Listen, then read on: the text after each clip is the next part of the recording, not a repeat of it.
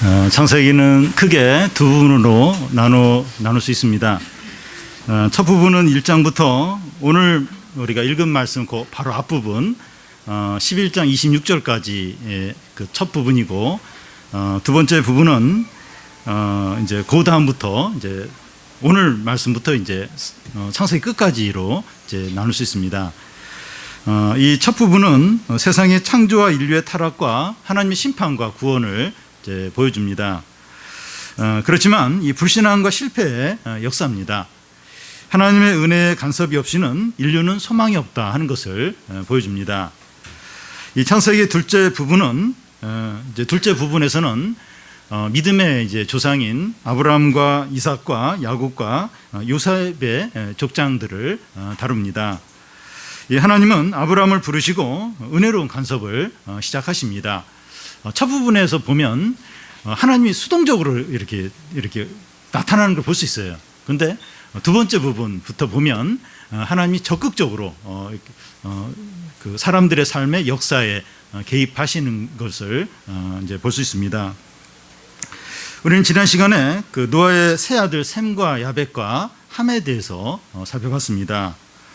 셈은 그 세 아들 중에서 제일 경건하고 또 하나님의 큰 축복을 받았습니다. 아브라함은 이 셈의 10대 손입니다. 먼저 이제 아브라함이 어떤 사람인가 하는 건데 11장 27절을 보면 데라의 족속은 이러하니라. 데라는 아브라함과 나홀과 하란을 낳고 하란은 롯을 낳았으며, 이 창세기의 두 번째 부분은 데라의 족속이 이러하니라 하면서 이제 시작됩니다. 데라는 아브라함의 그 아버지입니다. 그런데 사실 데라에 대해서는 앞으로 거의 나오지 않고 아브라함에 대해서 주로 이제 나옵니다. 그러면 아브라함의 족속은 이러하니라 이렇게 시작하는 게 더 옳을 것 같은데 그렇게 시작하지 않습니다. 이것이 무엇을 말하는가 하면 앞으로 다루는 내용은 어떤 아브라함 개인의 삶을 이렇게 보여주는 것이 아니라 선택받은 하나님의 백성의 역사를 다룬다는 겁니다. 그래서 아브라함이 포함한 이 데라의 가족으로부터 시작을 하는 겁니다. 데라에게는 아브라함과 나홀과 하란이라는 세 아들이 있었습니다. 하란은 이 갈대 우르에서 롯을 낳고 아버지 데라부터 먼저 죽습니다. 나홀은 하란의 딸인 밀가를 아내로 맞습니다.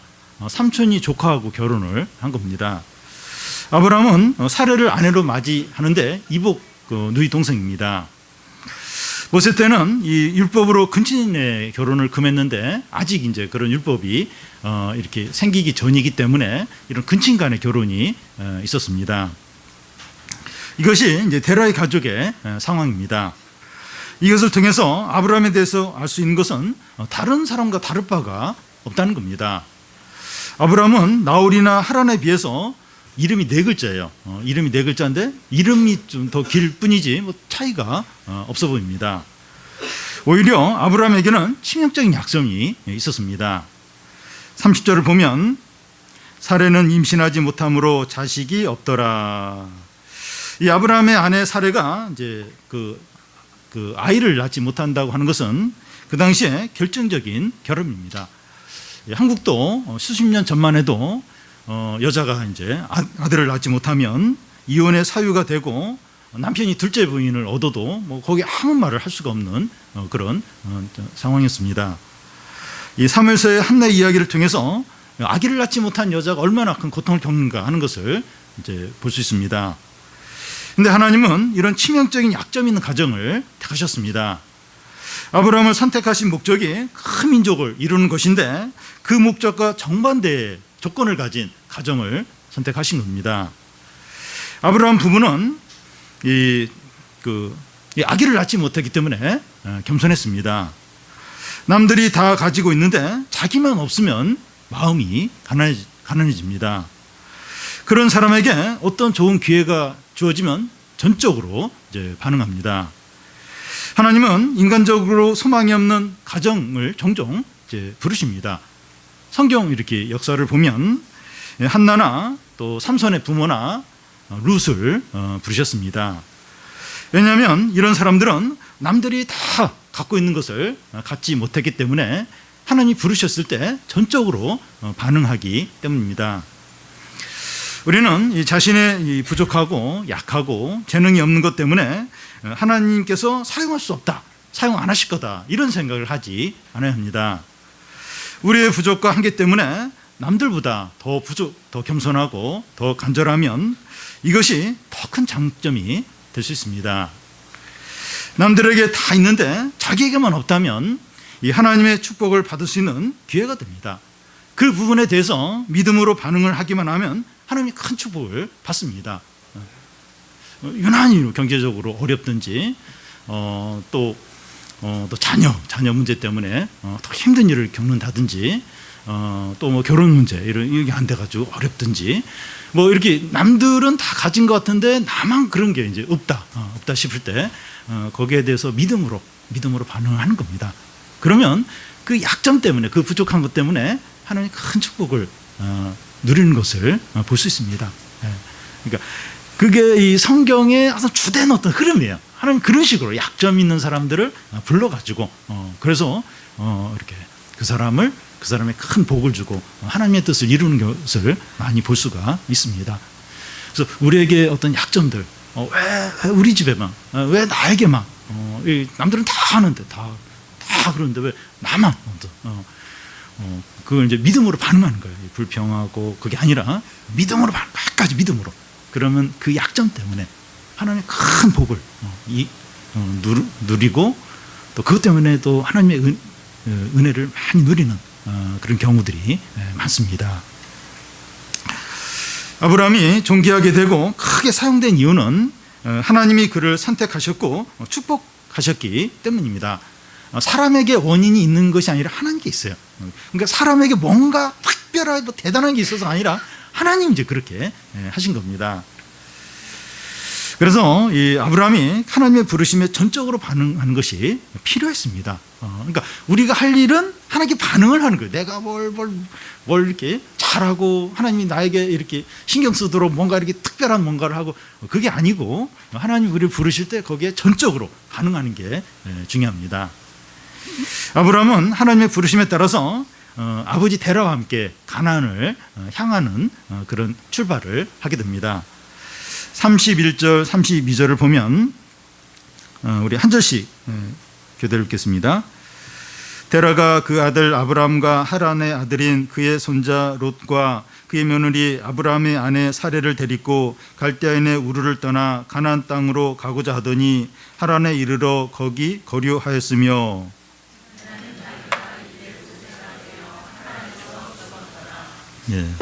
갈대아 우르는 지금 이라크 남부 지역입니다. 기원전 3,000년에 이곳은 굉장히 번성을 했던 아주 정치적으로 경제적으로 문화적으로 아주 번창했던 그런 곳입니다. 고고하게 이제 그런 그 발견들에 의하면 그쪽 갈대아 우르와 그쪽에 몇몇 이제 도시들이 있는데 오늘날처럼 상하수도 이렇게 물이 흘러갈 수 있는 그런 것도 있고, 그러니까 막 굉장히 이렇게 뭔가 이 문화 생활을 한 것으로 이렇게 그런 흔적들이 있습니다.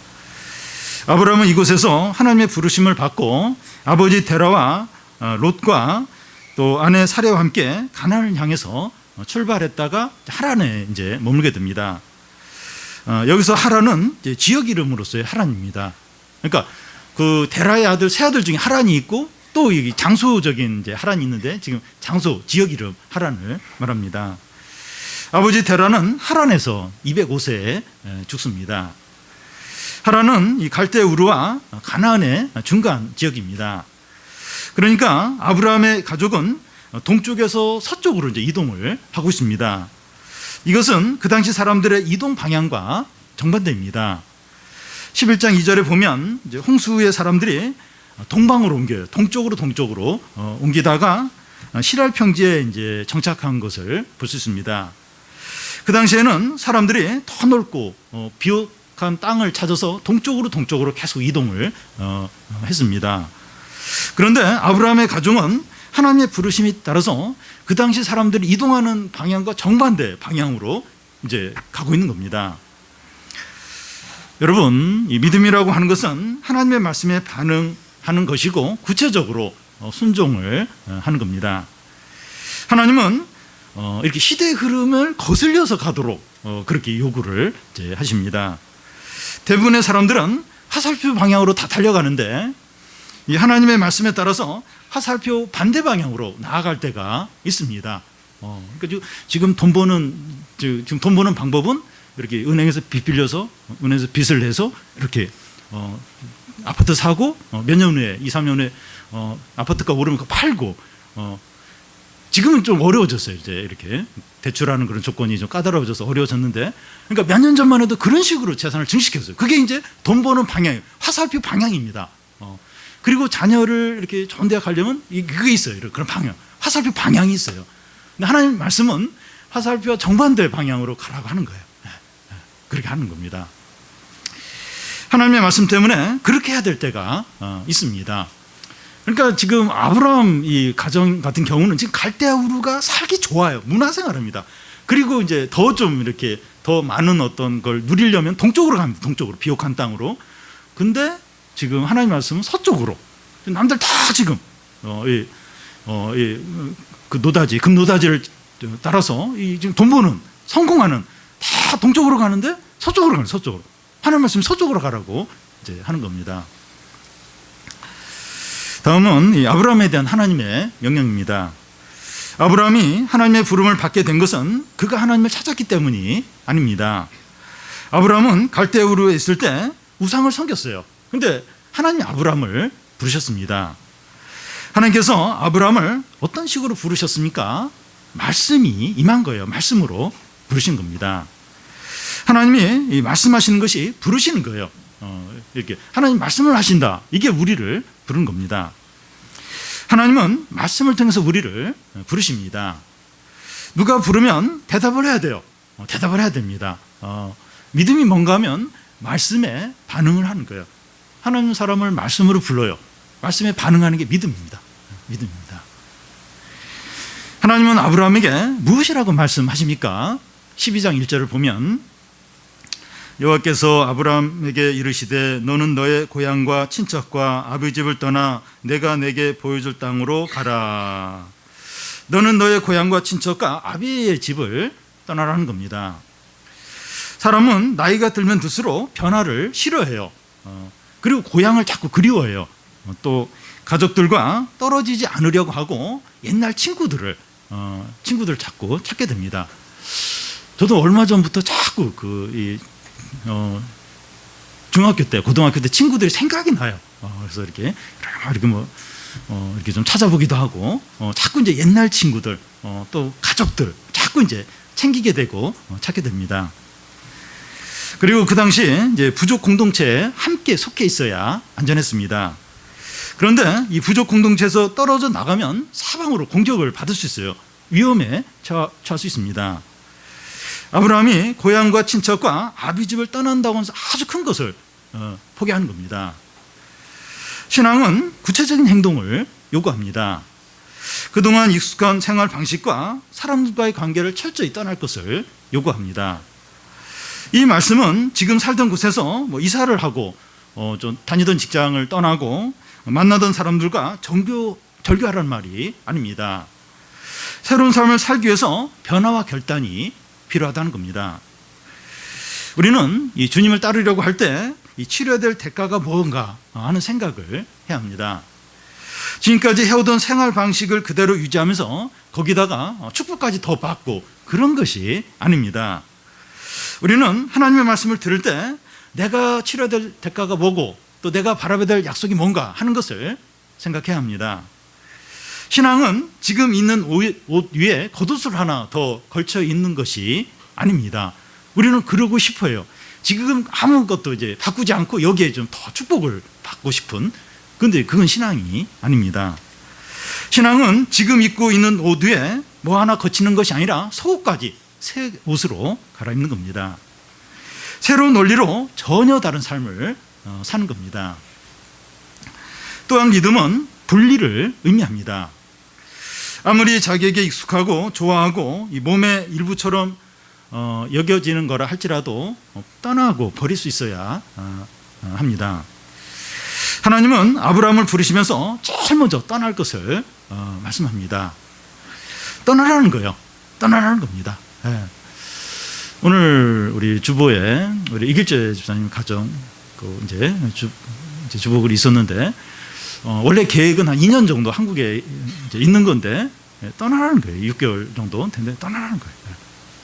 그러니까 우리는 이거 선교사님이가 뭐 이렇게 뭐 그럴 수도 있지, 뭐 떠날 수도 있지. 근데 똑같이 가정이 있고 애가 있는데 그래도 계획이 있잖아요. 이렇게 2년 있다가 이제 근데 이제 그래서 다시 또 떠나고 새로 전혀 낯선 또 위험한 곳에 정착한다는 게 쉬운 게 아니에요.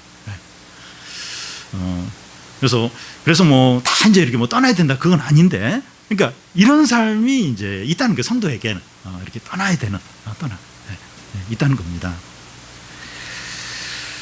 즐겨보는 TV 프로나 자주 찾는 인터넷 사이트나 또 친구 관계나 오랜 습관이나 삶의 방식이나 동호회 모임을 떠날 수 있어야 합니다. 하나님의 인도를 받아서 새롭게 사는 것을 이제 방해하는 모든 것들로부터 분리될 수 있어야 됩니다. 무언가로부터 떠나고 분리하는 것이 스트레스고 손해가 될 수 있습니다. 근데 믿음은 그렇게 하라고 이제 요구를 합니다. 그래서 우리에게 참 제일 이렇게 경건을 지키기에 중요한 요소가 이렇게 떠나는 거, 익숙한 거, 재미있는 우리 마음을 빼앗는 것으로부터 떠나는 거라고 생각이 됩니다. 그래서 당장 이게 쉽게 얘기해서 우리 스마트폰에 대해서도 이렇게 좀 분리를 할 수 있어야 됩니다. 어떤 그 조사 기관에서 조사를 했는데 사람이 행복하고 이렇게 또 스마트폰 이렇게 사용하는 거 그걸 이렇게 조사를 했는데 스마트폰을 많이 사용한 사람일수록 행복한 게 낮아요. 스마트폰을 제일 그러니까 스마트폰이 없는 사람, 그걸 사용하지 않는 사람이 제일 행복한 걸로 나왔습니다. 근데 우리는 자꾸 그걸 이렇게 해야 이제 행복한 것으로 생각이 되는데 안 그런 거예요. 그래서 이게 좀 떼어내야 돼요. 떼어내야 그래야 이제 우리 마음이 이렇게 좀 하나님께 집중이 되면서 이렇게 이제 은혜를 이제 받게 되는 겁니다.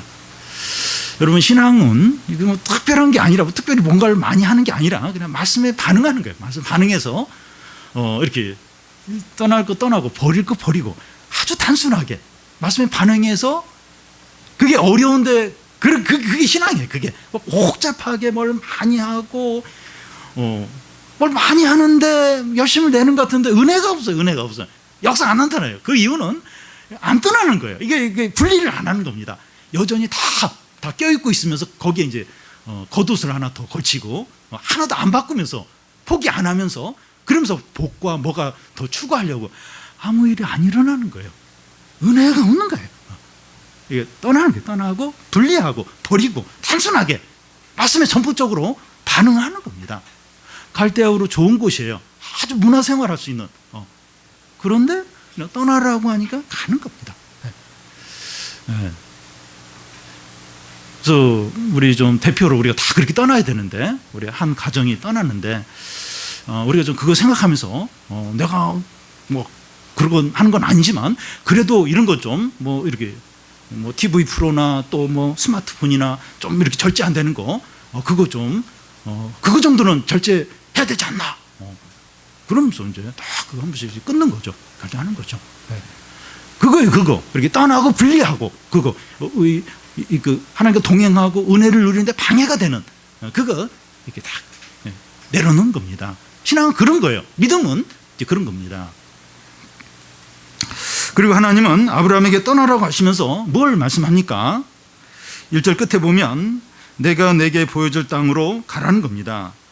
하나님 처음부터 아브라함에게 가야 할 곳이 어딘지 말씀하지 않았습니다. 히브리서에 보면 아브라함이 갈 바를 알지 못하고 나갔다고 말씀합니다. 불신자들은 뭔가가 분명하지 않으면 옮기거나 새로운 시도를 잘 하지 않습니다. 지금 다니던 직장을 그만둘 때도 다른 직장이 정해지거나 무슨 일을 할 것인지 결정을 한 후에 직장을 그만둡니다. 그런데 믿는 자는 다른 직장이 정해지지 않고 할 일이 정해지지 않았는데도 직장을 그만두는 것과 같습니다. 우리가 신앙의 길을 가는 것은 그 세상으로 이 세상적으로 이 길을 가는 것이 더 지혜로 보이거나 안전해 보이거나 비전이 있어 보이기 때문이 아닙니다. 이성적으로 상식적으로 보니까 이렇게 가는 게 더 안전하고 그렇구나. 그래서 내가 믿음의 길을 가겠다. 그런 게 아닙니다. 신앙의 길은 보장된 것이 없고 불안하지만 하나님을 전적으로 믿고 나아가는 겁니다. 청소년들이 공부를 이제 믿음으로 하고 직장 생활을 하나님의 뜻대로 하고 청년들이 진로와 결혼을 하나님의 인도에 따라서 하고 사업을 말씀에 따라 하는 게 불안해요. 이게 불안합니다. 그렇지만 하나님을 전적으로 신뢰함으로 하는 것이죠. 그렇게 하는 거예요. 우리 집사님들이 우리 교회 어른들이 그렇게 많이 합니다.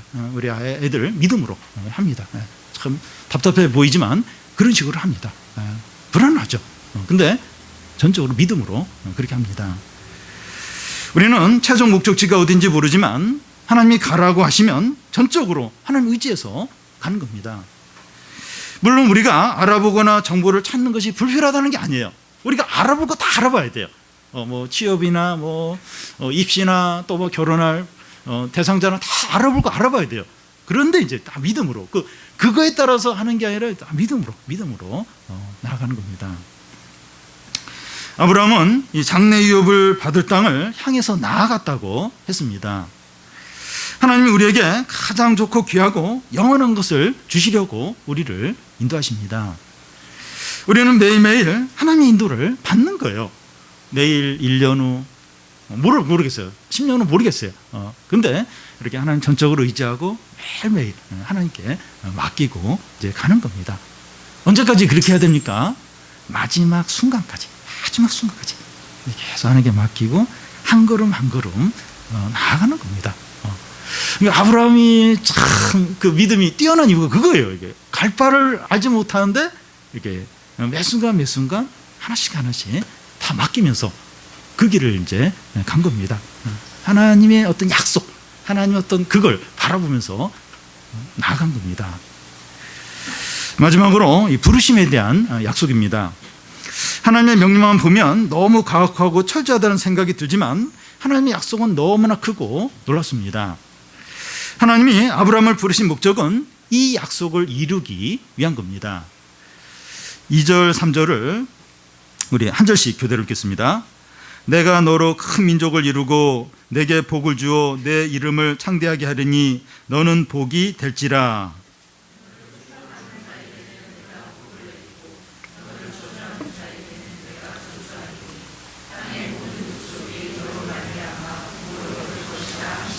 네. 하나님은 아브라함에게 약속하신 복은 네 가지입니다. 첫 번째는 내가 너로 큰 민족을 이루겠다는 겁니다. 자기가 한 민족의 조상이 된다는 것은 그게 쉽진 않지만 세상 모든 사람들이 원하는 그런 걸 거예요. 자기 이름으로 도시가 이제 하나 있거나 베트남에 이제 호치민시가 있는데 호치민은 베트남이 미국하고 전쟁할 때 그 미국을 이제 미국 전쟁에서 승리로 이끈 이 베트남의 지도자입니다. 그래서 너무 이제 이 베트남 사람들이 호치민을 존경해서 호치민시가 이제 있고 큰 병원 이름이 자기 이름으로 되어 있다면 아산병원인데 그 정주영 회장의 그 호가 이제 아산인데 그럼 참 그 영광이죠. 큰 영광이 될 겁니다. 그런데 첫 약속부터 너로 큰 민족을 이루겠다 이런 첫 약속부터 아브라함에게는 불가능하게 보입니다. 아브라함에게는 아직 자식이 없었고 그의 아내는 불임의 상태에 있었기 때문입니다. 첫 약속부터 아브라함과 상관이 없어요. 그리고 불가능하게 보입니다. 아브라함은 이 약속에 대해서 어떻게 합니까? 중간에 의심한 적이 있지만 전적으로 믿었습니다. 이 약속은 나중에 아브라함이 100세가 되어서 이삭이라는 한 아들이 태어나면서 이루어집니다. 그런데 아브라함이 이 약속대로 이제 약속이 이루어지려면 생존에 한 30명 정도는 나와야 그래도 이제 이 약속이 좀 더 이제 가능할 것 같은데 근데 아들 하나만 딱 낳고 이제 죽습니다. 그러면 큰 민족을 이루게 된다는 약속은 어떻게 된 겁니까? 아브라함의 생전에는 성취되지 않았지만 아브라함이 죽은 후에 그의 후손으로 이스라엘이라는 큰 민족이 이제 생기게 됩니다. 오늘 우리들까지 아브라함의 후손이에요. 영적인 아브라함의 후손들입니다. 이 약속은 성취되었고 계속 성취되어 가고 있습니다. 계속 이제 예수 믿는 사람은 또 아브라함의 후손이 되는 거예요. 그런 후손이 계속해서 지금 늘어나고 있습니다. 하나님의 약속은 꼭 우리가 생각한 기간이나 우리가 살아있는 동안에만 성취되어야 하는 것이 아닙니다. 이 큰 민족을 이루겠다. 아브라함 당대에 근데 달랑 이삭 하나밖에 없는 거예요. 그래서 하나님의 약속은 꼭 우리가 정한 어떤 내 생전에 꼭 그게 이루어져야만 하는 건 아닙니다. 하나님 우리보다 훨씬 능력이 많으시고 크시고 영원하신 분입니다. 하나님은 우리에게 제한시키지 않아야 돼요. 내가 못하면 하나님도 못하고 나에게 이렇게 제한시키지 않아야 됩니다. 하나님의 약속은 반드시 성취가 돼요. 반드시 그 약속은 성취가 됩니다. 두 번째 약속은 그 내게 복을 주어 내 이름을 창대케 하고 너는 복이 된다는 겁니다. 하나님은 아브라함에게 복을 주겠다고 하십니다. 아브라함 가정에게 축복이라면 어떤 게 되겠습니까? 사례가 빨리 임신해가지고 빨리 애를 낳는 그런 것이 될 겁니다. 근데 하나님은 아브라함을 불러서 복을 주겠다고 약속을 하신 후에 25년이 지나도록 자녀가 생기지 않았습니다. 하나님이 복 주신다고 하는 말은 거짓말입니까? 내가 부를 때 75세 부를 때 내가 너를 복을 주어 자녀가 많게 하겠다 이러는데 25년 동안 애가 없어요. 애가 25년 동안 하나님이 거짓말 한 겁니까? 여기서 하나님의 복은 물질적이고 육신적인 것만 말하지 않습니다. 하나님은 아브라함을 부르시네 계속해서 복을 주셨습니다. 어떤 복입니까? 하나님의 말씀을 계속 주셨고 아브라함과 계속 교제를 하셨습니다. 몇 번씩 찾아와서 교제를 했습니다. 이것이 진정한 복입니다. 하나님의 말씀이 있고 하나님과 교제하는 이게 진정한 복입니다. 우리도 보면 이 신앙생활 하는데 경제적으로 또 뭐 사업으로 또 애들이 뭐 성적을 이렇게 성적이 좋아지는 것도 아니고 뭐 이렇게 뭐 눈에 보이는 그런 복이 없어요. 하나님 복을 주신 거 맞나? 근데 하나님 말씀 계속 들려요. 하나님이 함께 하시는 동행하시는 그런 게 느껴져요. 복이죠 이게 복. 하나님의 말씀과 하나님이 우리와 함께 하시는 이게 돈이나 뭐 눈에 보이는 뭐 이게 좋은 거랑 비교가 되겠습니까? 네? 진짜 복이죠. 2절 끝에 너는 복이 될지라 하는데 아브라함이 어떻게 복이 됩니까? 너는 복이 될지라. 아브라함이 복이 된다는 거예요. 아브라함이 어떻게 복이 됩니까? 그에게 하나님의 말씀이 있고 하나님이 그와 함께 하시니까 사람들에게 복이 되는 거예요. 아브라함이 사람들에게 복이 되는 겁니다. 누가 복덩어리입니까? 돈이 많고 실력 있고 재능이 많은 사람이 아닙니다. 말씀에 헌신되어 있고 겸손하고 살아있는 믿음을 가진 사람이 복덩어리입니다. 왜냐하면 그 사람을 통해서 다른 사람들이 은혜를 받고 회복이 되고 하나님께 나오기 때문입니다. 저희 교회 안에도 복덩어리들 많이 있어요. 뭐 이렇게 많은 어떤 재능이나 가진 것이 많은 사람은 이제 많지 않지만 이렇게 살아있는 믿음을 가진 복덩어리들이 많습니다. 본인들은 그 진가를 잘 몰라. 근데 저는 알아요. 참 너무 귀하다. 그런 분들이 너무나 많습니다. 복덩어리가 같은 모임 안에 있고 또 가정 안에 있고 교회 안에 있을 때 다른 사람들이 기쁨과 유익과 행복을 누리게 됩니다. 저희 가족은 세 가족인데 저희 가족 중에 복덩어리가 누굴까? 아내가 복덩어리라고 생각이 됩니다. 복덩어리가 있으면 이 주위 사람들이 회복이 돼요. 활력수가 돼요. 활력수가 되고 기쁨이 돼요. 기쁨이. 그리고 이런 복덩어리는 그 이름이 창대케 됩니다. 그 당시에 사람들은 아브라함이 이제 부자이고 착한 사람이다, 참 인자한 사람이다, 그런 정도로만 알았을 겁니다. 그래서 아브라함 생전에는 그 이름이 창대하지 않았습니다. 그런데 아브라함이 죽은 지 4,000년이 되었는데 사람들이 자녀 이름을 아브라함이라고 지어요.